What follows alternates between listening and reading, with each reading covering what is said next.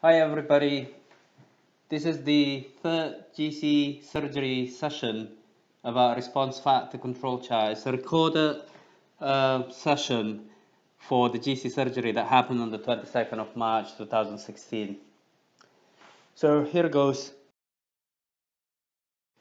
Before I start about the GC response factor chart, I'm going to talk about the shoe-hot chart, which is the basis of response factor chart to begin with.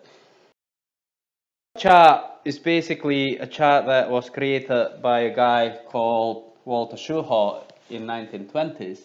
So it is a tool to determine a process if it is in state of statistical control. So if we see this chart below here, we can see that we have quite a random variation on the chart. Now we need to make sure that it is in a state of statistical control. The purpose is to allow simple detection of events that are indicative of actual process change. So again, if we see that chart below, we can actually see that everything seems to be pretty much in the normal standard deviation that we have for that particular process. The way it works, basically, we have a mean, which is the average value of overall data, and then we get the two standard deviation of this particular data. Normally in our industry, we use the first 25 data as part of our analysis. So the first 25 data is like an indicative of how we would expect our device to actually operate within. So we use this two standard deviation of the first 25 data as our warning limit. So if that means if there is any data that goes out from the warning limit, then we need to consider that as part of our alarm. We don't really need to do anything yet, but there's a possibility that that particular data is actually operates out with the expected range of the process that we actually have. The other thing that we have there is what we call a control limit, and it's normally 3 standard deviation of the first 25 data. So if the data goes out with the control limit, then we definitely need to do something about it. So if we have a data that looks like that, for instance, we have these 3 data here as our warning alarm. That means like we don't really have to do anything yet, but then we would expect that something probably going to happen soon, and when that happens, then we can do something about it. So this particular point here is the data where requires us to do something about it. That's why the green line here is the action limit that we have, the tolerance that we have, so that we need to do something about it when the data goes out with that particular limit. Now, shoe-hot chart doesn't really work for GC. There are a few reasons, basically. The first reason is that it depends totally on how well the GC works from the beginning. Now, if the GC works very well from the beginning, we will have a very narrow standard deviation. And vice versa, if the GC has been performing poorly from the beginning, we will have quite a wide standard deviation. And also the number of data sets will impact it. So in this particular example, we have a data of the GC that has been performing really well from the beginning. Now, if we actually just use 18 data sets, just as an example here, we can see that we will have quite a narrow standard deviation. But if we use 25 data sets, which is a different number of data sets as being used, we can see that the standard deviation becomes quite wide. Now, in here, we basically see that the GC is actually working not too bad, but before that, when we see this particular data again, we know that the GC is actually performing pretty bad. So the other thing is that the difference is when the GC has been performing pretty bad from the beginning or when it's been performing pretty well from the beginning, we have a totally different standard deviation. As you can see in this particular example, if we just use the data from here to here, then the standard deviation is pretty narrow. But if we actually use this as our footprint, and then we monitor the data from this particular point, you can actually see that there's quite a big deviations on the response factor data, and therefore the standard deviation of this particular data set here is quite big. So basically the question is, what limit should we use? And the answer to that is none. We don't really use this limit to monitor the GC performance. The reason is basically this: the variation in the response factor in the GC is not necessarily means that the GC is not working correctly. This is basically the same exact data from the chart that we see before, but everything is put together. In this particular chart, just for argument basis, I've actually removed hexane and heptane from the chart. Basically, when we see something like that, everything goes up and down in quite a nice harmony. This is to do with the variation of the atmospheric pressure. Now, what it means is that every time the GC samples a gas, it will sample a different volume of gas, and it creates slightly higher response factor or lower response factor. But when normalized, all the composition actually give us the right correct composition. Now, this is basically to show that we cannot really see GC response factor individually, but we need to have a look at all of them synchronously. We can actually see whether everything goes up and down in harmony, or is there quite a random variation in the comparison between each of the gases. And that's what we need to analyze, and therefore the Shewhart chart will not work, because Shewhart chart is based on the individual components, and we basically set a limit for individual component, where this limit should not be valid when we actually see everything, every single component in the same chart. So when we see this Shewhart chart, then we have a lot of maintenance that people are doing in the existing maintenance regime that is almost the basis of the GC control chart. This is the maintenance regime that people are doing so far in terms of the that might relate to the control chart. The first one is the periodic calibration, which normally happens either daily or 3 daily or weekly, or validation. And then the other thing that people are doing is the repeatability test. Is normally done on the monthly basis. And then people also maintain the response factor data and keep it as a control chart. Now, the reason why I want to talk about this step by step is that because it actually forms the basis of the control chart. Also, I would like to discuss it because there's a little bit of a wrong perception about what people are doing in terms of calibration and validation at the moment.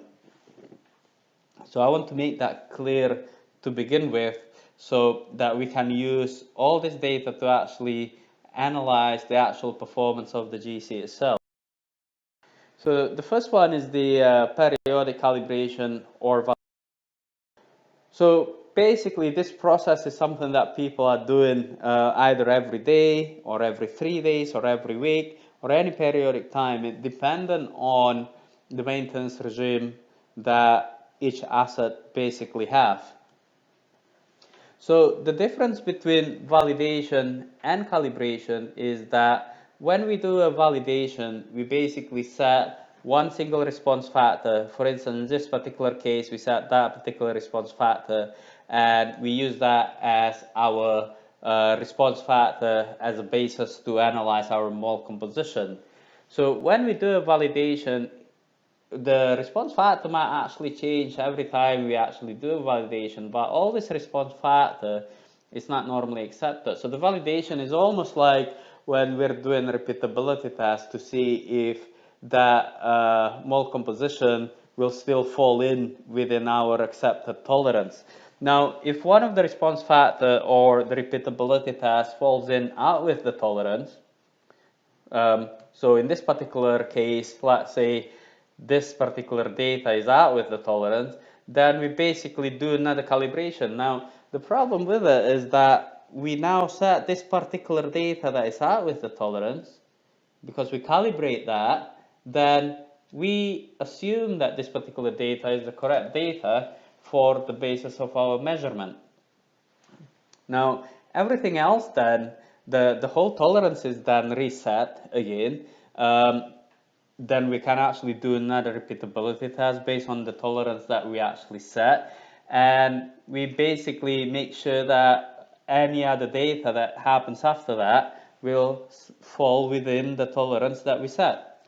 Now, when we do a calibration, it's slightly different. We basically accept every single response factor in between the data, from the footprint and all the way. Every single calibration data is accepted. Now, therefore, every day or any periodic time, we basically correct for the variation that happens during the calibration. So, why is it different then? Basically, why do people do validation rather than calibration? Because when we think about it, every time we do calibration, it will correct for any issue, any errors that happens in the GC. Then why do we just why people just do validation rather than calibration? Some of the reasoning for the validation. The first one is that it is the procedure that is happening within our company. The whole company actually just perform validation rather than calibration. The other thing is that it's always been the way we've done it so far. So why would we change it?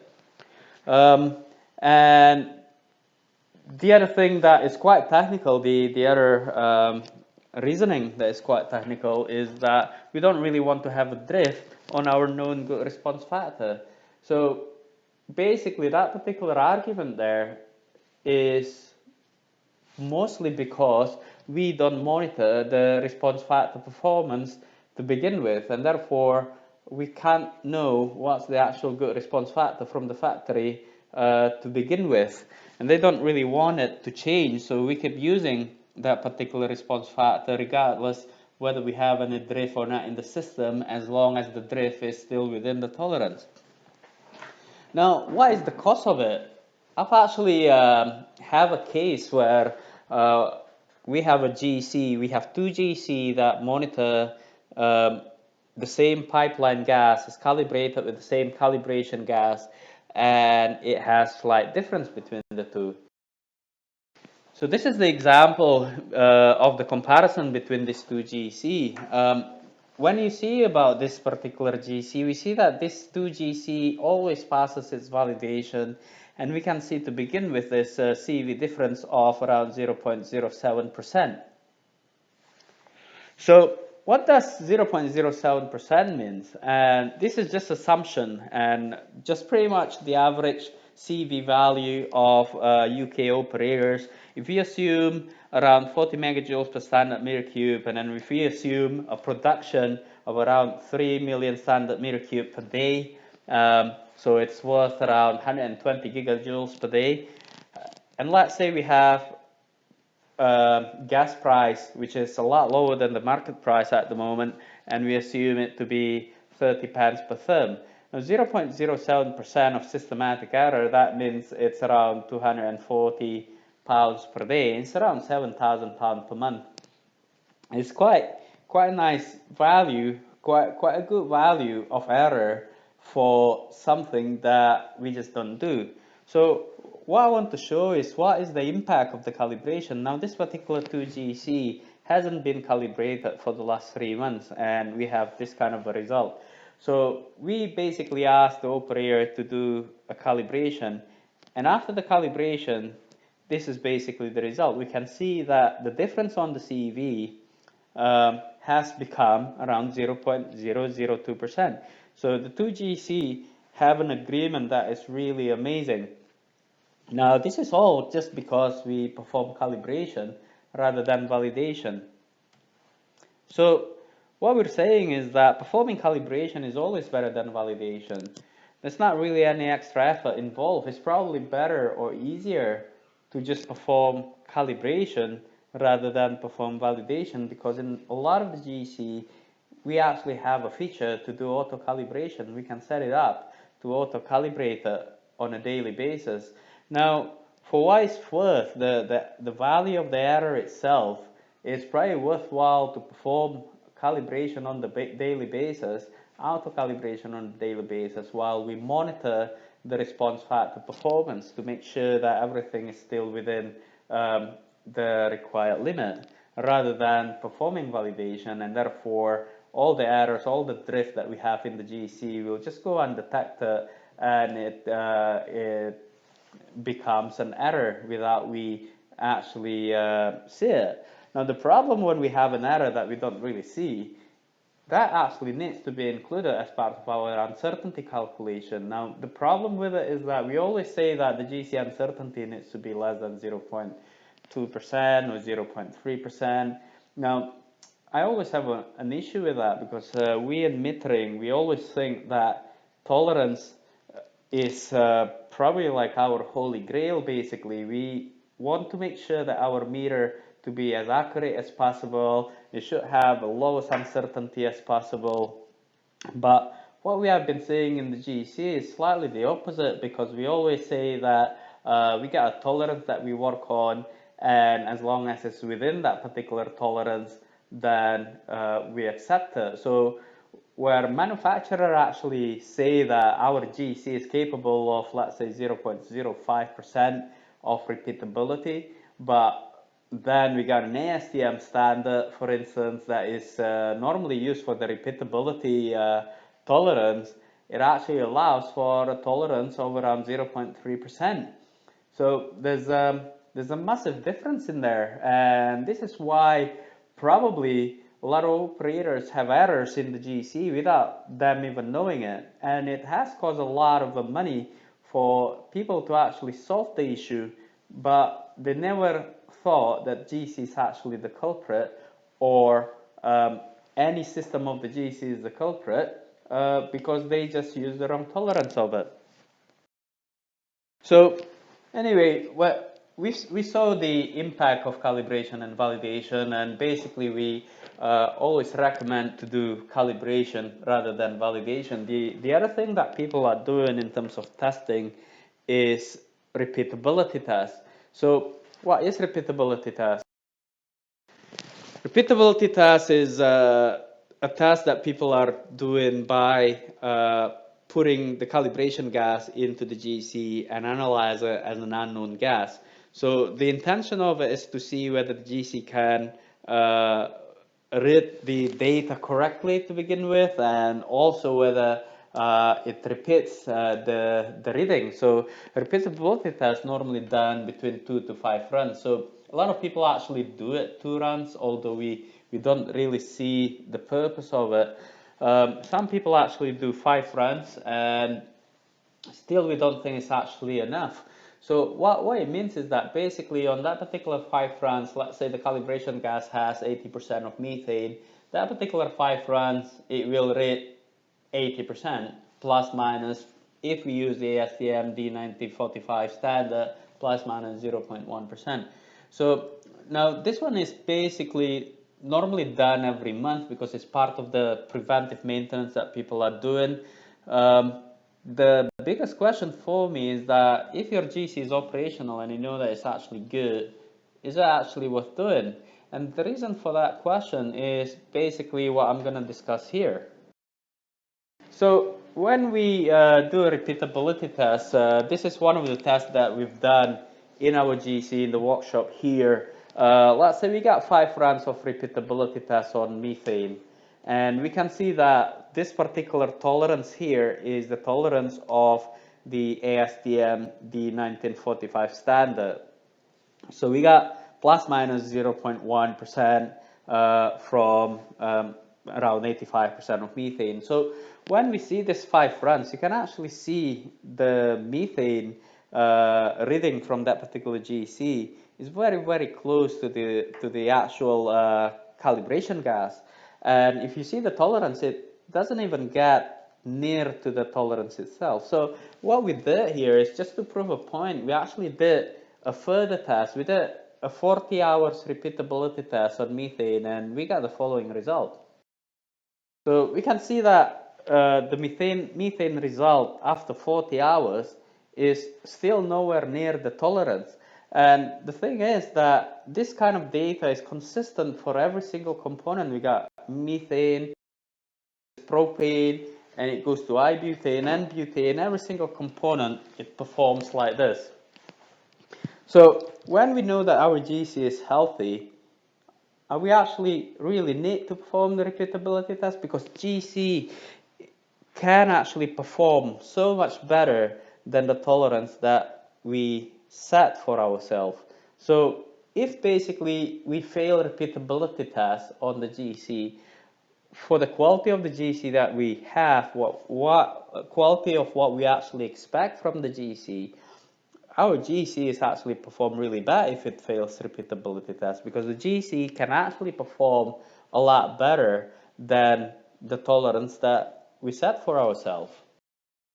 So the question is basically, is it really worth doing this repeatability test? Now, the problem with it is when we talk about metering in general, we always talk about accuracy and tolerance. So we set this repeatability test and we set quite a high tolerance. So basically, we say that we accept that the GC have quite a bad tolerance or variation. Now, normally we use this particular tolerance to calculate our uncertainty budget.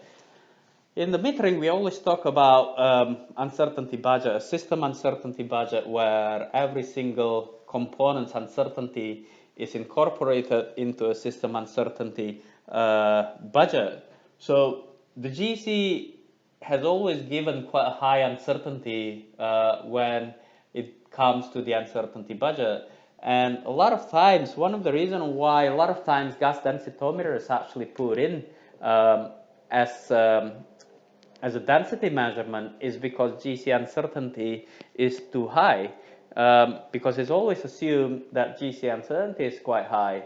But when we see our repeatability result, when we see our performance of the GC, we can actually prove that the GC uncertainty is quite comparable against the gas densitometer uncertainty. But we can prove that not by performing repeatability tests. Now, there's a lot of an issue with this repeatability test because of the tolerance itself that we set.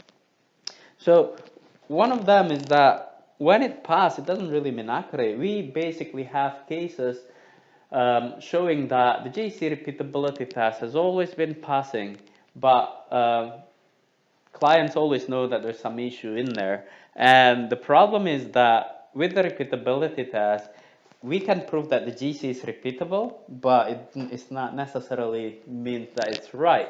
Because sometimes when people change calibration gas, they perform repeatability tests, it looks as if it's repeatable, but when it comes to calibrating it with a new calibration gas, sometimes people forget to change the component data table. Now what it means is that it will give you a repeatable result, but maybe you calibrated it wrong, and therefore it can be a repeatedly wrong result.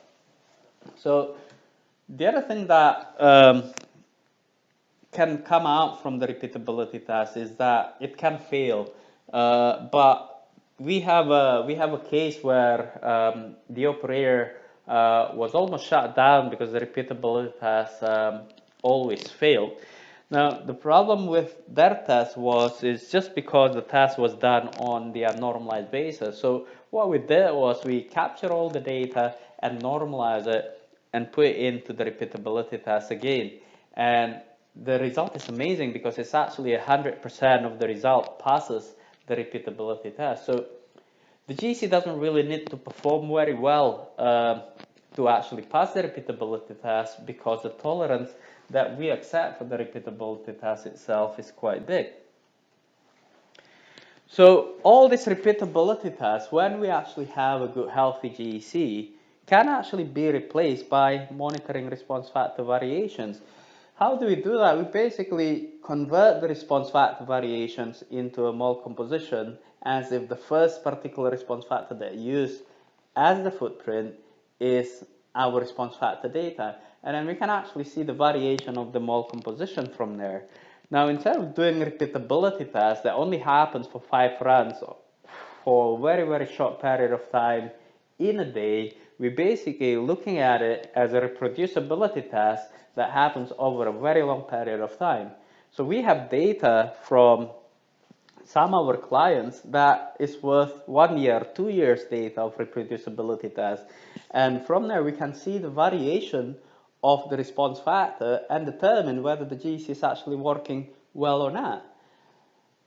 On the next session of the GC surgery, we can actually talk about how to quantify all this. We can actually see this reproducibility on the uncertainty value. So we can actually convert this response factor that we look at in the control chart into a quantitative value that we call uncertainty. So does repeatability test have any place then? Do we still need to do repeatability tests? Of course, we need to do repeatability tests when, let's say, we change something quite significant in the GC. Let's say we change the column. Let's say we change the diaphragm to make sure that we don't have any leak in there before we actually put the GC operational. We need to make sure that it is repeatable. So we need to gain the confidence into the GC, but we can gain confidence on the GC when we have a lot of data. But to begin with, when we change the column or during an FAT or SAT or commissioning or change the diaphragm, something brand new on the GC, we don't have all this data yet. We need something to prove that the GC will work repeatedly. And that's when we do repeatability tests. But if we do have all the data, we have, let's say we have the GC running for the last 2 months, 3 months, we don't really need the repeatability test anymore because the daily calibration data is enough for us to determine whether the GC is healthy or not. So now we talk about the control chart itself. How are we looking at data as part of the control chart? So I just want to show you some of the example because we saw what the shoe hot chart can actually do. Now this is an example on the shoe hot chart that is implemented on the GC. If you consider the following theoretical value, let's say we have two charts, both of them have, to begin with, I'll show you the methane response factor. Both of the methane response factor has 3% standard deviation. So we see a GCA data and a GCB data on methane. Both of them have two standard deviation of 3%. Now, when we use the shoe hot chart, we basically can say, well, this 2GC actually performs equally good between the GCA and GCB. When we put in the new data, the new response factor chart, which is the other component, which is nitrogen in this case, on the GCA, we can see that nitrogen the variation on nitrogen is exactly the same as variation of the methane. But on the GCB, the variation of nitrogen quite random in comparison to the variation on methane on the GCB. So when we see it like this, it's visible that the top chart is better than the bottom chart because when we normalize it, on the top chart, we wouldn't see any variation on the methane and nitrogen, but at the bottom chart, we will see quite a high variation on them too. Now, when we actually use the shoe hot chart as how we see it, let's have a look at these two charts. So if we separate them individually, we wouldn't be able to see that they all go randomly. So looking at it individually, everything actually looks good because all of them is actually varies by only 3%. Now, if we go back to both of the two charts, and then now in this particular case, I'm showing 4 components, which is the methane, nitrogen, CO2, and ethane. So we can see that the GCA control chart have a synchronous component change, but the GCB control chart have a very random component changes in there in terms of response factor. Now again, visually we can say that GCA actually performs better than the GCB. as it goes along, all the charts, everything is actually synchronized on the GCA, but everything is really random on the GCB. What does it mean in terms of variation in normalized composition? So if we use all this individual response factor and use the first response factor as our basis of our measurement and convert every other response factor into mole percent, we will basically have a variation of the normalized value of 0%. So on the GCA, because everything is synchronous, we don't have any variation whatsoever in terms of the mole percent on the GCA. But on the GCB, although in the hindsight we see that it performs exactly the same as the GCA, we can see quite a high variation on every single component. So that variation contributes at a later stage into the actual measurement of the CV. So we have quite a high variation on every single component, although when we see it individually, we see that everything is actually looking good. So this is basically just to show that you cannot see control chart individually. We have to see everything together to see the variation of each component in comparison to everything else. Here's an example of a healthy GC control chart. So if we go back to the initial control chart that I showed you in the earlier example, we actually introduced the heptane and hexane here. Now, I didn't put that before just to show that everything needs to go up and down synchronously. And when you see this chart, everything still goes up and down synchronously, but visually we can actually say that hexane response factor and heptane response factor actually perform slightly worse than the rest of the component, although it still follow the pretty much the natural rhythm of everything else, but it does perform worse than the rest.